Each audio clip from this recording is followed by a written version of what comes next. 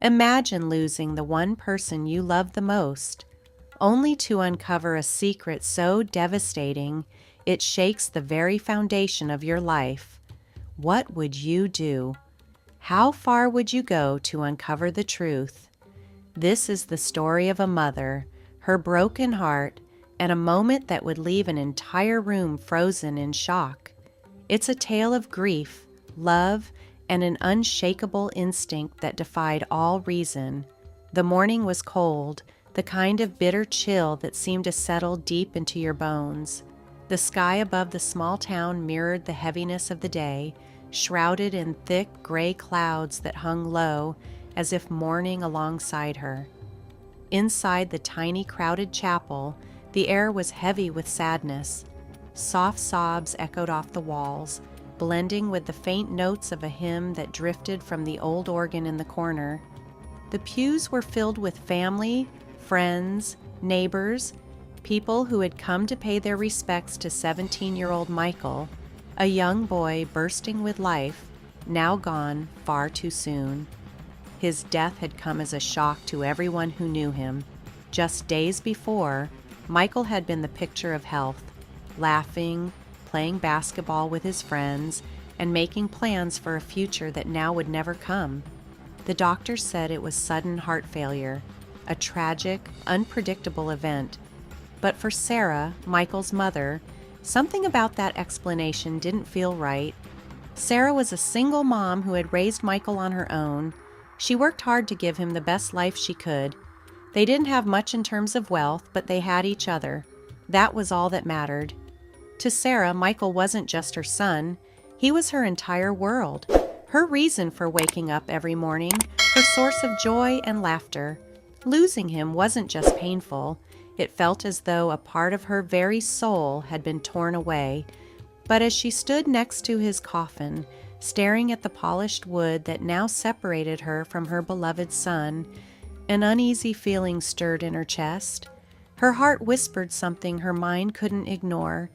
This isn't the end of the story. Something isn't right. The chapel was filled with the scent of flowers, lilies, roses, carnations, all offered in condolences. Voices murmured kind words of comfort. But despite the gentle hymns and the steady stream of well-wishers offering their sympathy, Sarah couldn't find peace. Instead, she felt a growing unease. It gnawed at her, like a persistent voice inside her, urging her not to let this moment slip away without asking questions. Her chest tightened as she fought back tears, her hands trembling as they rested on the edge of the coffin. This wasn't just the ache of grief. This was a mother's instinct, a bond that transcended life itself. Her eyes, red and swollen from crying, scanned the faces around her. Some were weeping quietly, others stood in silence. But Sarah wasn't paying attention to them anymore. She was listening to the voice in her heart, a voice she couldn't ignore. "I need to know," she whispered to herself, her voice trembling but resolute. "I need to see him one last time." Sarah turned to the crowd gathered in the chapel. Her voice, though soft, cut through the murmurs and sobs. "I need to open the coffin," she said. The room went silent. Gasps of shock rippled through the mourners. Eyes widened in disbelief. Whispers broke out, hushed but urgent. "What is she doing?" someone muttered. "Why would she want to do that?" Her relatives rushed toward her, their faces pale. "Sarah, no," one of them pleaded. "This isn't right. Let him rest in peace." Another voice chimed in, softer but no less firm. "Sarah, please, don't do this to yourself." But Sarah wasn't listening. Her hands were shaking, her breathing uneven. She could feel the weight of the stares, the judgment, the confusion. But none of that mattered. Her heart was screaming louder than any of the voices around her. Questions pounded in her mind, one after the other, relentless. Why did Michael collapse so suddenly? Why did the hospital rush his body away without letting me see him one last time? Why does none of this feel right? Her sister grabbed her arm, her voice trembling with desperation. "Sarah, stop. Please. This won't bring him back. Sarah pulled away, her face streaked with tears. Her voice, though unsteady, was filled with determination. "You don't understand," she said. "I have to know." Before Sarah could lift the lid, someone in the crowd called out, "But why now? What could possibly be wrong?" The room buzzed with tension. All eyes were on her. Every person in that chapel was frozen, waiting to see what she would do. Sarah hesitated for just a moment, her hands hovering over the edge of the coffin. Her mind raced, but her heart spoke louder. She didn't have a choice. "I can't let this moment pass," she whispered. "I need the truth." As Sarah's trembling hands reached for the lid, the room seemed to hold its breath. And what she found inside, what Sarah uncovered, left every single person in the chapel screaming in shock. Her heart pounded so loudly she could barely hear the chaos around her. Gasps, cries, disbelief. Sarah stood frozen, her mind struggling to process what her eyes were seeing. The whispers around her grew louder, more frantic. "What is it? How? How is this possible?" But Sarah didn't answer. She couldn't. Her legs felt weak, her hands clutching the coffin for support. She had sought the truth, and now it stared back at her, leaving her utterly speechless. To find out what Sarah saw inside the coffin and the incredible story that followed, make sure to subscribe to our channel and turn on notifications. This is a story you won't forget. A story of love, loss, and the kind of truth that changes everything. Don't miss what happens next. "I'm his mother. I have to do this." Sarah's voice trembled but carried a resolute strength. She turned to the funeral director, who stood frozen in the corner of the room, his hands awkwardly clasped in front of him, unsure of what to do next. Her gaze was piercing now. "Open it," she demanded. Her words hung in the air, sharp and unyielding. The funeral director hesitated, his eyes wide and uncertain. "Mrs. Harper, this really isn't necessary," he stammered, his voice cautious, as if afraid of igniting a storm. "It might be better if—" "I said, open it." Sarah's voice cut through his hesitation like a blade. The room went silent. Even the faint sound of muffled crying from the back corner seemed to stop. All eyes turned to Sarah. She stood trembling, her hands clenched into tight fists at her sides, her face pale but determined. Her breathing was shallow, her chest rising and falling as though she were carrying an unbearable weight. But she didn't care. No matter how painful this moment was, she had to see. She couldn't leave this chapel, couldn't walk away from her son's coffin without knowing. Deep down, Sarah felt it, an unease she couldn't shake. A mother always knows when something is wrong. The room seemed to hold its breath, the tension so thick it felt suffocating.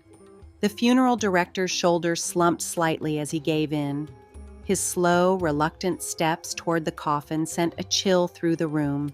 The sound of his shoes brushing against the wooden floor echoed eerily in the stillness, amplifying the heavy silence. Every step he took felt like a countdown, one Sarah couldn't stop. Her heart pounded in her chest, each beat louder than the last. The air seemed to grow heavier, almost electric, charged with a sense that whatever was about to happen would change everything. The crowd shifted uncomfortably in their seats. Whispers began to ripple through the room once more, soft at first but growing louder. "Why can't she just let him go?" someone murmured. "She's in denial," another voice whispered. "She just needs time to heal." But Sarah wasn't in denial. She wasn't clinging to false hope. This wasn't her grief playing tricks on her. No, this was something far deeper. From the moment she received the rushed autopsy report, her gut had screamed that something wasn't right. The closed casket, the hurried arrangements. It was as though someone wanted to bury more than just her son. They wanted to bury the truth. The lid of the coffin creaked slightly as the funeral director began to lift it. The sound was almost unbearable, a high-pitched groan that cut through the silence like nails on a chalkboard. Sarah's breath hitched in her throat. Her pulse quickened, hammering against her rib cage as if trying to escape. She raised a trembling hand to her chest, trying to steady herself, bracing for what she was about to see. The director hesitated, his hands gripping the edge of the coffin lid. He turned to her once more, his expression riddled with doubt. "Are you sure?"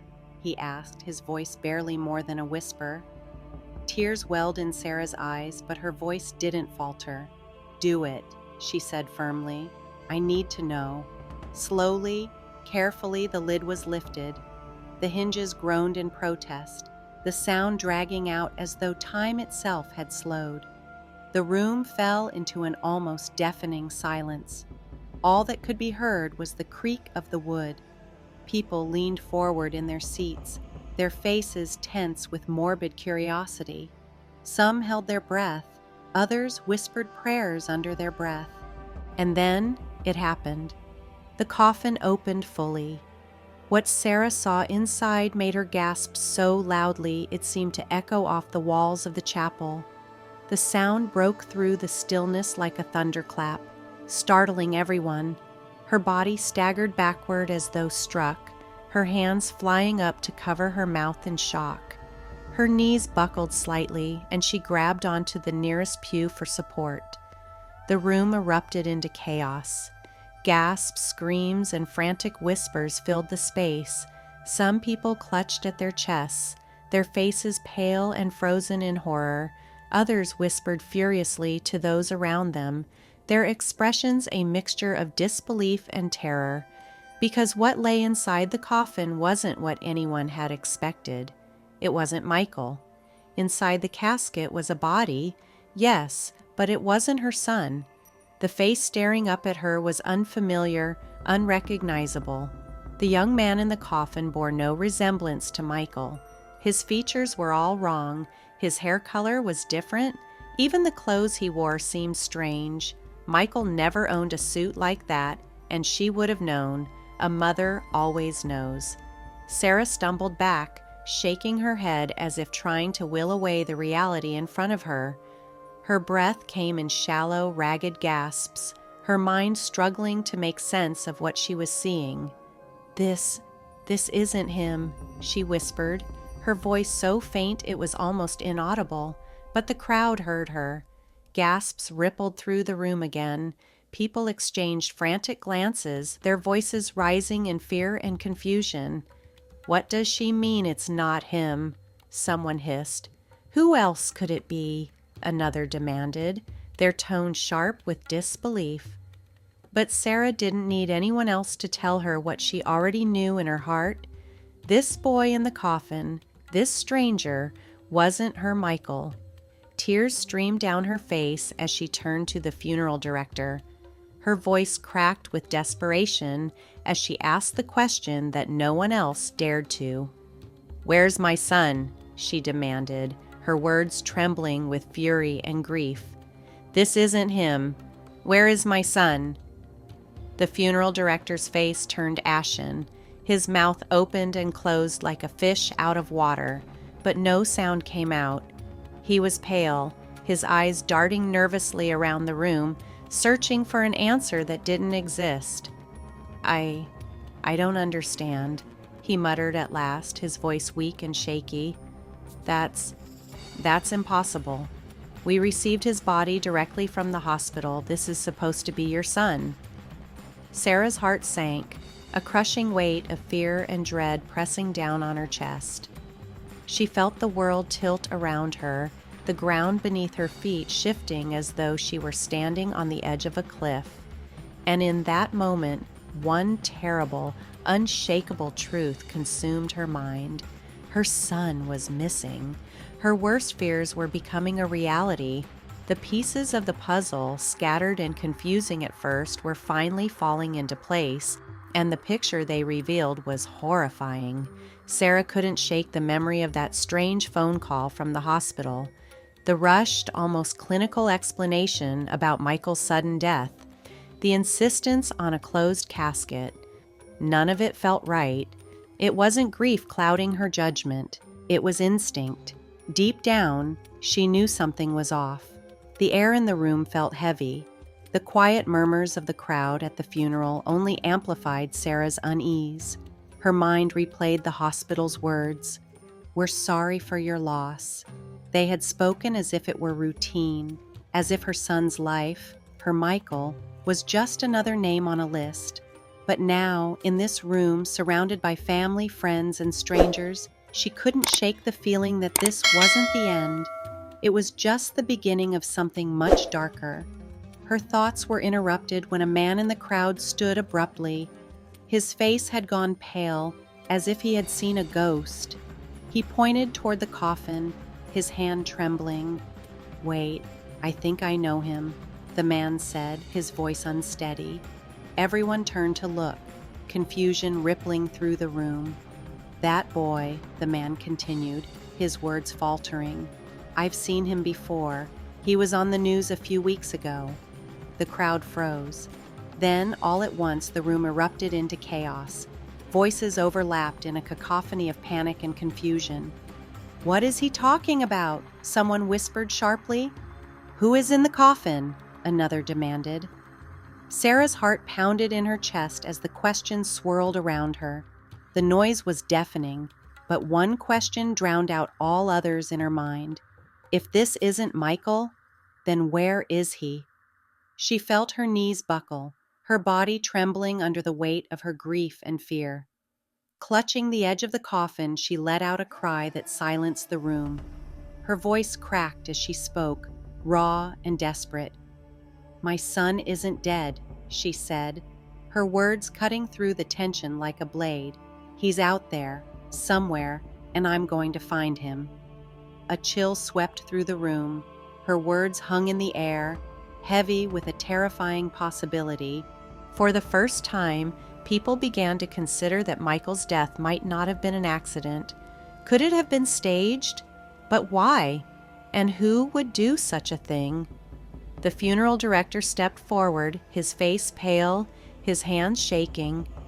"Mrs. Harper," he began, his voice barely above a whisper, This has to be some kind of mistake. Let me call the hospital. I'm sure there's an explanation." But Sarah didn't believe him. She could see the fear in his eyes, the way he avoided her gaze. His hands fumbled as he pulled his phone from his pocket.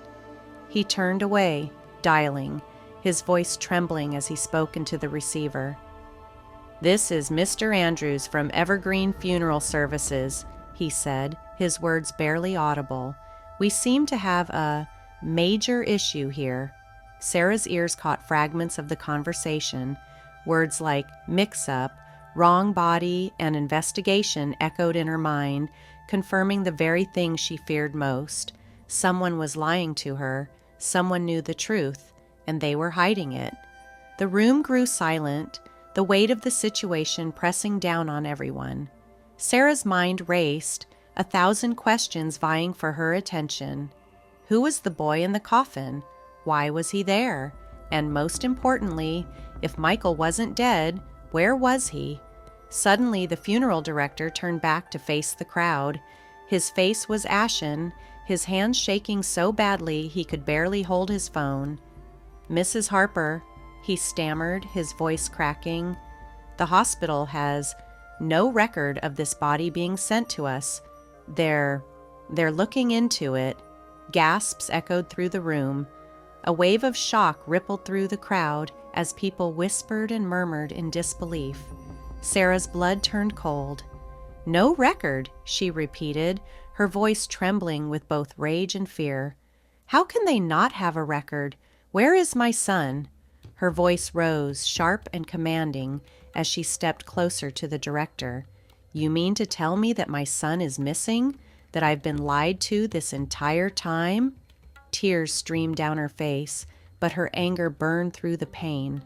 The director opened his mouth to respond, but no words came out. His lips quivered, his face pale, as if he were about to crumble under the weight of her fury. Then, Sarah saw it.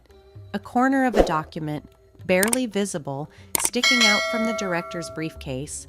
Something about it caught her eye. Without hesitation, she reached out and snatched it away before he could stop her. "What is this?" she demanded, unfolding the paper with trembling hands. The room fell silent once more as all eyes turned to Sarah. Her hands shook as she scanned the document, her breath hitching with every word. And then she saw it. A name, a signature, and something that changed everything. A single piece of evidence that hinted at a conspiracy far bigger than anyone in the room could have imagined. The truth was finally within reach. But Sarah knew this was only the beginning. Whoever had done this, whoever had taken her son, wasn't going to stop here. They had gone to great lengths to hide the truth, but now that she was getting closer, they would stop at nothing to keep her in the dark. Sarah's mind was made up. She wasn't going to rest. Not until she found Michael. Not until she uncovered the truth, no matter how horrifying it turned out to be. Her hands trembled as she unfolded the crumpled piece of paper. It was a transfer record, an ordinary-looking document at first glance. But Sarah's breath caught when her eyes fell on a small, chilling detail: the timestamp. The transfer had been logged 2 hours before Michael's supposed time of death. Sarah's heart sank as the realization dawned on her, the weight of it pressing down on her chest like a stone. Her voice was barely a whisper, trembling with disbelief. He wasn't dead when they moved him. Then came the horrifying thought, one that froze her in place. They took him alive. The chapel fell silent, the kind of silence that rings loud in your ears. Sarah's mind raced, spinning out of control. The implications of what she discovered were too terrible to ignore. Could it be? Had her son been taken? And if so, by whom? She gripped the paper tighter in her shaking hands, her resolve hardening like steel. No one will stop me from finding the truth. With fierce determination, Sarah stormed out of the chapel, ignoring the whispers and sidelong glances from the few onlookers who dared to watch her leave. The transfer record was her lifeline now, and she clung to it as if it held the key to saving her son. Her first stop was the hospital, the place where Michael had been pronounced dead. It was supposed to hold answers, but it quickly became clear that it wouldn't be that simple. The hospital staff greeted her questions with cold indifference, their answers vague and dismissive. "We've already given you all the information, ma'am," the receptionist said curtly, barely glancing up from her computer screen. But Sarah wasn't about to be brushed off. Not this time. "No," she said, her voice sharp and firm. "You're going to find the doctor who signed my son's death certificate. Now." After what felt like an eternity, the doctor finally appeared. He walked into the room with an air of nervousness, his movements stiff and his eyes darting around the room as though searching for an escape. Sarah wasted no time. "This transfer record," she said, thrusting the paper toward him, her voice cold and unyielding. "It says my son was moved before he died. Explain that." The color drained from the doctor's face. He stammered, his words barely coherent. "Mrs. Harper, I don't know anything about that. There must be some kind of mistake." But Sarah wasn't buying it. She saw the way his hands trembled, the way his gaze refused to meet hers. He was hiding something. "You're lying," she said bluntly, her voice steady and sharp as a knife. "Tell me the truth. Where is my son?" The doctor's resolve crumbled under the weight of her relentless questioning. He glanced around nervously, lowering his voice to a near whisper. "You didn't hear this from me," he said, his words laced with fear, "but there's been talk. Unauthorized experiments, missing patients, people taken for reasons that have nothing to do with saving lives." Sarah felt a chill run down her spine. Her breath caught as she repeated the word, "Experiments?" The doctor nodded, his lips pressed into a thin line, refusing to say more. But Sarah didn't need him to. The implications were clear. This wasn't a clerical error or some tragic mistake. This was something much darker, something far more sinister. She left the hospital with more questions than answers, But one truth burned in her mind with terrifying clarity. Michael's death was a lie. Someone, somewhere, had taken her son, and she wouldn't stop until she found out who or why. For weeks, Sarah searched tirelessly. She knocked on doors, uncovered secrets that no one wanted to talk about, and followed every lead she could find. Each clue seemed to evaporate just as quickly as it appeared, leaving her exhausted and disheartened. But she refused to give up. Deep in her heart, she knew her son was still out there somewhere, and no matter the cost, she was determined to bring him home. Then, one rainy afternoon, the breakthrough came. It was a letter, tucked into a plain, unmarked envelope that appeared on her doorstep. Her hands trembled as she opened it. The note was short, but its message was enough to send chills through her entire body. If you want to find your son, look where no one else dares. Meet me at the old facility on Maple Street, 3 p.m. Come alone. Trust no one. Sarah's stomach churned with a mix of fear and hope. The words felt like a lifeline and a trap. But what choice did she have? This was the closest she had come to finding answers. That afternoon, she stood at the door of the abandoned facility. The building loomed before her, its cracked windows and decaying walls a haunting reminder of a place long forgotten. The air was thick with mustiness and decay, each breath heavy with unease. Her heart pounded as she pushed open the door, stepping inside.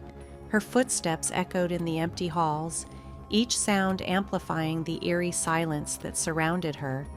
Shadows stretched across the walls, dark and unyielding. Then from the darkness a figure emerged. It was a woman, tall and cloaked in black, her face partially hidden by the hood of her coat, but Sarah could see her eyes, dark, sorrowful, and filled with a strange mix of guilt and resolve. "You're Sarah," the woman said, her voice low and steady. "I know who you are. I know why you're here." Sarah's throat tightened. She could barely find her voice. "Where is he?" she demanded, her voice cracking under the weight of her desperation. "Where is my son?" The woman sighed deeply, her shoulders sagging as though the weight of her own words was too much to bear. "Your son is alive," she said at last, "but he's not the person you think he is." The words hit Sarah like a punch to the stomach. She staggered, her mind reeling. "What do you mean? What happened to him?" The woman stepped closer, her voice dropping to a whisper. "You have to understand, everything that happened, it was for a reason. Michael was part of an experiment, a series of medical tests that went too far. They were meant to push boundaries to achieve the impossible to save lives. But the cost? It was unthinkable. No one was ever supposed to know about it. And Michael, he was one of their test subjects. When Sarah heard the truth, her knees felt like they might give way. Her breath caught in her chest, her heart pounding as the horror of it all began to sink in. The life she thought she knew, the truth she clung to, was unraveling before her eyes. The woman standing before her spoke again, her voice heavy with guilt. "I know this is hard to hear, but Michael is alive." For a moment, Sarah couldn't breathe. Her mind raced, trying to make sense of the impossible revelation. Alive? Her son was alive? But then a flood of questions overwhelmed her. Why did they tell her he had died? Who was the boy they buried? "Why?" Sarah whispered, her voice trembling. "Why did they take him from me? Why would they do this?" The woman hesitated, her face twisting with an emotion Sarah couldn't quite place. Remorse? Shame? "Because Michael isn't the same anymore," she finally said. Sarah's brow furrowed. "What do you mean, not the same?" "The tests. They changed him," the woman confessed. "They altered him in ways none of us could have anticipated. He wasn't the same boy you knew anymore. They thought they could control it, thought they could fix their mistake, but they couldn't. So they replaced him. With someone else? They covered it up." Sarah's hands flew to her mouth, tears spilling over her cheeks. She felt as if her heart was breaking all over again. Her son, the boy she had raised, the boy she had loved with every ounce of her being, had been stolen from her. The woman's tone softened as she continued, "But Michael is still out there. We've been watching over him. He's alive, Sarah. He's just different now. He's trying to live a normal life, trying to find his way back to who he once was. But it's going to take time. A lot of time." Sarah's emotions churned within her. Grief, anger, relief, hope, all colliding in a storm she could barely contain. She didn't know whether to cry or scream, but amidst the chaos of her feelings, one thing shone clear. Her son was alive, and where there was life, there was hope. Before leaving, the woman turned back, her gaze earnest. "Be patient, Sarah. When the time is right, he'll come to you. But until then, you need to be strong." And just like that, she was gone. Sarah was left alone in the cold, empty building. Only the faint echo of the woman's footsteps remained, fading into silence. Sarah stood there for a long moment, her mind swirling. Then slowly she made her way out of the facility. Her heart was heavy, weighed down with sorrow, yet buoyed by a fragile thread of hope. The truth about Michael had shattered her world, but it had also given her something new to hold on to. Her son was alive. She whispered those words to herself over and over as she walked away, clutching them like a lifeline. Michael was alive. Someday, when he was ready, they would be reunited. Days turned into weeks, weeks into months. Each passing day felt like an eternity, but Sarah held fast to her faith, to her hope. She knew the road ahead would be grueling, full of unanswered questions and the lingering pain of all she had lost. But she also knew she would wait for as long as it took. The world around her kept moving, oblivious to her quiet, private struggle. But in the stillness of her heart, Sarah resolved to stay strong. She believed that one day the truth would fully come to light. And when that day came, she would be ready. Ready to embrace her son, no matter who or what he had become.